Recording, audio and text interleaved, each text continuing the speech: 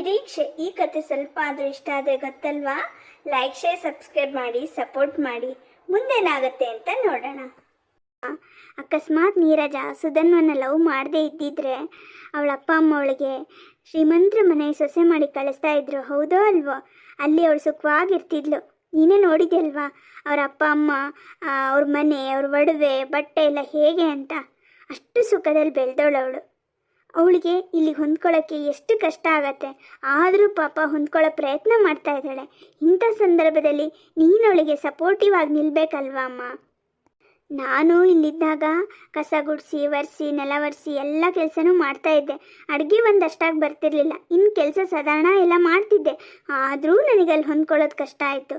ಅಂಥದ್ರಲ್ಲಿ ಅವಳು ಸುಖದ ಸುಪ್ಪತ್ತಿಗೆ ಬೆಳೆದವಳು, ಅವಳಿಗೆ ಇಲ್ಲಿ ಹೊಂದ್ಕೊಳ್ಳೋಕ್ಕೆ ಎಷ್ಟು ಕಷ್ಟ ಆಗ್ಬೋದು? ಹಾಂ, ಹೌದು ಕಣೆ ಸುಹಾಸಿನಿ, ನೀನು ಹೇಳಿದಾಗ ಅಯ್ಯೋ ನಾನು ಇಷ್ಟು ತಪ್ಪು ಮಾಡಿದ್ನಲ್ಲ ಅಂತ ಅನ್ನಿಸ್ತಾ ಇದೆ. ಆದರೆ ನಾನು ಮೊದಲೆಲ್ಲ ಅಡುಗೆ ಮಾಡ್ತಿದ್ದೆ ಕಣೆ.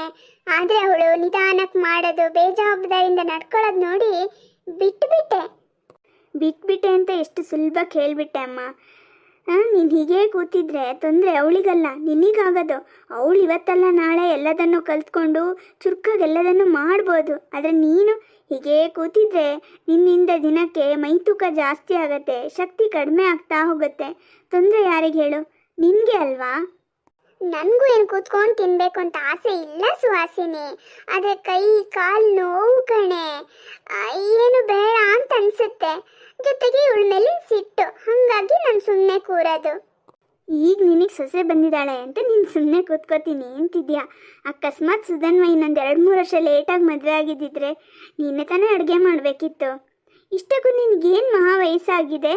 ನೀನೇನಾದರೂ ಗೌರ್ಮೆಂಟ್ ಕೆಲಸದಲ್ಲಿ ಇದ್ದಿದ್ರೆ ಇನ್ನೂ ರಿಟೈರ್ಡೇ ಆಗ್ತಿರ್ಲಿಲ್ಲ.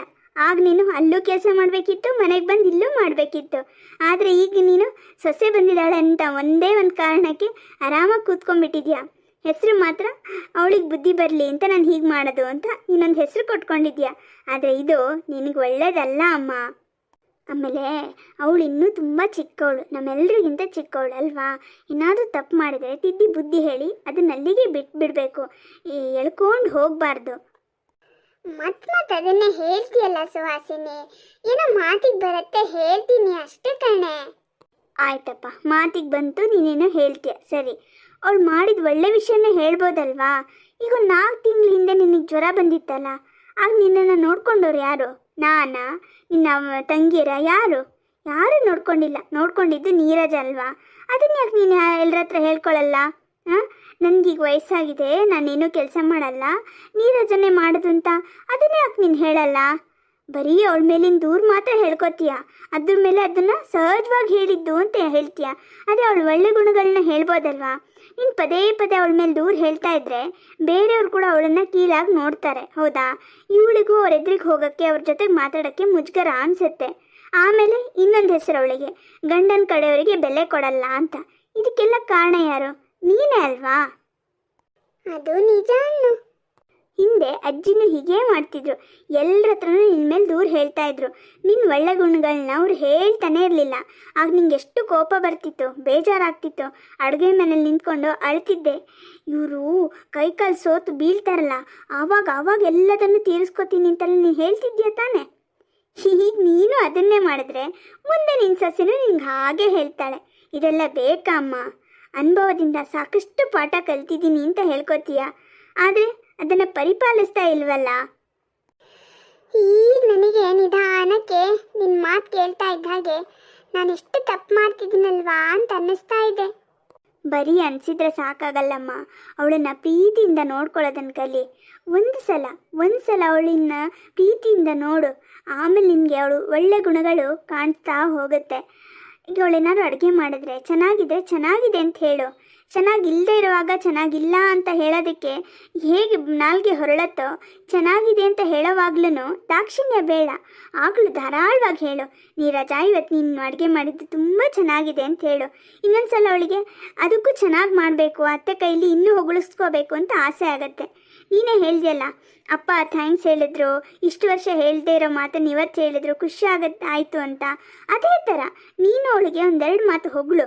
ಹಾಗಂತ ಎಲ್ಲದಕ್ಕೂ ಹೊಗಳು ಅಂತ ನಾನು ಹೇಳ್ತಾ ಇಲ್ಲ. ಅವಳು ಏನು ಒಳ್ಳೆ ಕೆಲಸ ಮಾಡಿದಾಳೆ ಅದಕ್ಕೆ ಹೊಗಳು. ಆಗ ಅವಳಿಗೆ ಇನ್ನಷ್ಟು ಒಳ್ಳೆತನ ತೋರಿಸ್ಬೇಕು, ಇನ್ನು ನಾನು ಒಳ್ಳೊಳ್ಳೆ ಕೆಲಸ ಮಾಡಬೇಕು, ಅತ್ತನ ಖುಷಿ ಪಡಿಸ್ಬೇಕು, ಹೀಗೆಲ್ಲ ಏನೇನೋ ಅವಳಿಗೆ ಅನಿಸುತ್ತೆ. ಏನೇ ಅನ್ನಿಸ್ಲಿ, ಒಟ್ಟಿನಲ್ಲಿ ಮನೇಲಿ ಎಲ್ಲರೂ ಖುಷಿ ಖುಷಿಯಾಗಿರ್ತಾರೆ ತಾನೇ. ಒಂದು ಮನೆಗೆ ಸೊಸೆನ್ ತರೋದು ಅಂದರೆ ಬೇರೆ ಮರದ ರೆಂಬೆನ ಮುರಿದು ನಮ್ಮ ಅಂಗಳದಲ್ಲಿ ನೆಟ್ಕೊಳ್ಳೋದು ಅಂತ ಅಮ್ಮ. ನೀನು ಯಾವುದಾದ್ರೂ ಹೂವಿನ ಗಿಡದ್ದು ಗೆಲ್ಲು ತಂದು ನೆಟ್ಟಾಗ ಅದು 2 ದಿನ ಬಾಡುತ್ತೆ ತಾನೆ. ಆಗ ನೀನು ಅದಕ್ಕೆ ಎಷ್ಟು ಆರೈಕೆ ಮಾಡ್ತಿದ್ದೆ ಹೇಳು. ನೆರಳಿಡ್ತಿದ್ದೆ, ನಿಧಾನಕ್ಕೆ ನೀರು ಹಾಕ್ತಾ ಇದ್ದೆ. ಆಮೇಲೆ ಅದು ಕ್ರಮೇಣಕ್ಕೆ ಅಲ್ಲಿ ಪರಿಸರಕ್ಕೆ ಹೊಂದ್ಕೊಂಡು ಬೇರು ಬಿಟ್ಟು ಹೂವೆಲ್ಲ ಬಿಡ್ತಿತ್ತು. ಆಗ ನಿನಗೆ ಎಷ್ಟು ಖುಷಿ ಆಗ್ತಿತ್ತಲ್ವಾ. ಸೊಸೆ ಕೂಡ ಹಾಗೆ ಅಮ್ಮ. ಬೇರೆ ಮನೆಯಲ್ಲಿ ಬೆಳೆದಿರ್ತಾಳೆ, ಅವಳ ಅಪ್ಪ ಅಮ್ಮ ಅನ್ನೋ ಮರದಿಂದ ಅವಳನ್ನ ಬೇರೆ ಮಾಡಿ ನಮ್ಮನೆಗೆ ಕರ್ಕೊಂಡು ಬರ್ತೀವಿ ಅಂದಮೇಲೆ ಮೊದಲು ನಾವು ಅವಳನ್ನ ಪ್ರೀತಿಯಿಂದ ನೋಡ್ಕೋಬೇಕಲ್ವ ಅಮ್ಮ. ಆಮೇಲೆ ಅವಳು ನಿಧಾನಕ್ಕೆ ಇಲ್ಲಿ ಪರಿಸರಕ್ಕೆ ಹೊಂದ್ಕೊಂಡು ನಮ್ಮವಳೇ ಆಗಿಬಿಡ್ತಾಳೆ. ಆದರೆ ನಾವೇ ಮೊದಲು ಪ್ರೀತಿ ತೋರಿಸಲ್ಲ ಅಂದರೆ ಅವಳು ಈ ಮನೆನ ತನ್ನ ಮನೆ ಅಂತ ಹೇಗೆ ಅನ್ಕೋತಾಳೆ. ಇವರೆಲ್ಲ ಬೇರೆಯವರು ಅನ್ನೋ ಭಾವನೆ ಅವಳಿಗೆ ಶಾಶ್ವತವಾಗಿ ಉಳಿಯುತ್ತಲ್ವಾ ಅಮ್ಮ. 1-2 ವರ್ಷದವರೆಗಾದರೂ ನೀನು ಸ್ವಲ್ಪ ಅವಳಿಗೆ ಅಡ್ಜಸ್ಟ್ ಆಗೋಕ್ಕೆ ಸಪೋರ್ಟ್ ಕೊಡಬೇಕು. ಆದಷ್ಟು ಅವಳನ್ನು ಪ್ರೀತಿಯಿಂದ ಮಾತಾಡಿಸು. ಆವಾಗ ಅವಳು ನಿಧಾನಕ್ಕೆ ಹೊಂದ್ಕೋತಾಳೆ. ಅವಳಿಗೇನು ಮಾಡಬೇಕು, ಯಾವ ಕೆಲಸ ಹೇಗೆ ಮಾಡಬೇಕು ಎಲ್ಲದೂ ಗೊತ್ತಾಗುತ್ತೆ. ಗೊತ್ತಾಗ್ಲಿಲ್ವಾ ನೀನು ಹೇಳ್ಕೊಡು. ಅದು ಬಿಟ್ಟು ನಾನು ನೋಡು 11 ಗಂಟೆ ಒಳಗೆ ಎಲ್ಲ ಕೆಲಸ ಮುಗಿಸ್ಕೊಂಡು ಕೂರ್ತಾ ಇದ್ದೆ. ಈಗಿನವರಿಗೆ ಗ್ಯಾಸ್ ಒಲೆ ಇದೆ, ಮಿಕ್ಸಿ ಇದೆ, ಅದಿದೆ ಇದಿದೆ, ಆದರೂ ಅವ್ರಿಗೆ ಟೈಮೇ ಸಾಕಾಗಲ್ಲ. ಯಾವಾಗಲೂ ಸುಸ್ತು ಸುಸ್ತು ಅಂತಾರೆ ಅಂತ ಹಂಸಿ ಮಾತಾಡೋ ಬದಲು ನೀನು ಅದೇನು 12 ಗಂಟೆ ಒಳಗೆ ಕೆಲಸ ಮಾಡ್ತಿದ್ಯೋ ಅದು ಹೇಗೆ ಮಾಡ್ತಾ ಇದ್ದೆ ಅನ್ನೋದನ್ನು ಅವಳಿಗೆ ಬಿಡಿಸಿ ಹೇಳು, ಪ್ರೀತಿಯಿಂದ ಹೇಳು. ಆವಾಗ ಅವಳು ನಿಧಾನ ಕಲ್ತ್ಕೋತಾಳೆ. ಈ ಪ್ರೀತಿ ಅಂದರೆ ಬ್ಯಾಂಕಲ್ಲಿ ದುಡ್ಡಿಟ್ಟಾಗಮ್ಮ. ಇವತ್ತು ನಾವಿಟ್ಟಿರೋ ದುಡ್ಡು ಬಡ್ಡಿ ಸೇರಿಸಿ ಮುಂದೊಂದು ದಿನ ದೊಡ್ಡ ಮೊತ್ತ ಆಗಿ ಕೈ ಸಿಗಲ್ವಾ. ಹಾಗೆ ಇವತ್ತು ನೀನು ನೀರಜಂಗೆ ಪ್ರೀತಿ ತೋರಿಸಿದ್ರೆ ನಾಳೆ ನಿನ್ನ ಕೈಕಾಲು ಸೋತ ಕಾಲಕ್ಕೆ ಅವಳು ನಿನಗೆ ಪ್ರೀತಿ ತೋರಿಸ್ತಾಳೆ, ಆರೈಕೆ ಮಾಡ್ತಾಳೆ. ಒಂದು ಸ್ವಲ್ಪ ನೀರಜನ ಪರಿಸ್ಥಿತಿನ ಅರ್ಥ ಮಾಡ್ಕೊ. ಸುಖವಾಗಿ ಬೆಳೆದವಳು ಇಲ್ಲಿಗೆ ಬಂದು ಎಲ್ಲ ಜವಾಬ್ದಾರಿನೂ ಒಂದೇ ಸರಿ ಹೊತ್ಕೋಬೇಕು ಅಂದರೆ ಕಷ್ಟ ಆಗಲ್ವಾ. ನೀನು ಸಹಾಯ ಮಾಡಬೇಕು. ನೀನು ಪ್ರೀತಿ ತೋರಿಸಿದ್ಲೆ ಮುಂದೊಂದು ದಿನ ಅವಳು ನಿನಗಷ್ಟೇ ಪ್ರೀತಿ ತೋರಿಸ್ತಾಳಮ್ಮ. ನಿಜ ಕಣೆ ಸುಹಾಸಿನಿ, ನಾವು ಯಾವಾಗಲೂ ಬೇರೆಯವ್ರ ತಪ್ಪನ್ನ ಎತ್ತಿ ತೋರಿಸ್ತೀವಿ. ಆದರೆ ನಮ್ಮ ತಪ್ಪು ನಮಗೆ ಗೊತ್ತೇ ಆಗಲ್ಲ, ಬೇರೆಯವ್ರು ಹೇಳ್ದಾಗ್ಲೂ ಅರ್ಥ ಮಾಡ್ಕೊಳ್ಳಲ್ಲ. ಆದರೆ ನೀನಿವತ್ತು ಬಿಡಿಸಿ ಹೇಳಿದಾಗ ನನಗೆ ಒಂದೊಂದೇ ಅರ್ಥ ಆಗ್ತಿದೆ. ಹೌದು, ಅತ್ತೆ ಮಾಡಿದ ತಪ್ಪನ್ನು ನಾನು ಮಾಡಿದರೆ ನಾನು ಅತ್ತೆನ ಹೇಗೆ ಬೈಕೋತಾ ಇದ್ನೋ ಅಥವಾ ಅವ್ರ ಮೇಲೆ ಹೇಗೆ ಸಿಟ್ಟು ಮಾಡ್ಕೋತಾ ಇದ್ನೋ ಮುಂದೆ ನೀರಜ ಕೂಡ ಹಾಗೇ ಮಾಡ್ತಾಳೆ. ಇದು ಒಂದು ರೀತಿ ವಂಶ ಪಾರಂಪರೆಯಾಗಿ ಬೆಳೆಯುತ್ತೆ. ಹಾಗಾಗಬಾರ್ದು. ಅತ್ತೆ ಸೊಸೆ ಅಂದರೆ ತಾಯಿ ಮಗಳಿದ್ದಾಗೆ ಅನ್ನೋದನ್ನು ನಾವು ನಿರೂಪಿಸಬೇಕು. ಬೇರೆಯವ್ರಿಗೋಸ್ಕರ ಅಲ್ಲ, ನಮಗೋಸ್ಕರ. ನಮ್ಮನೇಲಿ ಸದಾ ಪ್ರೀತಿ ನೆಲೆಸಿರ್ಬೇಕು ಅಂದರೆ ನಾವೇ ಮೊದಲಿನ ಹೆಜ್ಜೆ ಇಡಬೇಕು. ನಿಜ ಕಣೆ ಸುಹಾಸಿನಿ. ಹೌದು ಕಣೆ, ನೀರಜ ಪಾಪ ತವ್ರ ಮನೆಗೂ ಹೋಗ್ಲಿಕ್ಕಿಲ್ಲ ಅವಳಿಗೆ. ಅವ್ರು ಕರೆಯೋದು ಇಲ್ಲ, ಇವಳಿಗೆ ಹೋಗೋ ಮನಸ್ಸೂ ಇಲ್ಲ. ಈ ಕಡೆ ನಾವು ಈಗ ಅವಳನ್ನ ಕಿಚಿ ಮಾಡ್ತಾ ಇದ್ರೆ ಅವಳಿಗೂ ಪಾಪ ತುಂಬ ಕಷ್ಟ ಆಗತ್ತೆ. ಇಷ್ಟು ದಿನ ನಾನು ಅದನ್ನು ಅರ್ಥ ಮಾಡ್ಕೊಳ್ದೆ ಹೋದೆ.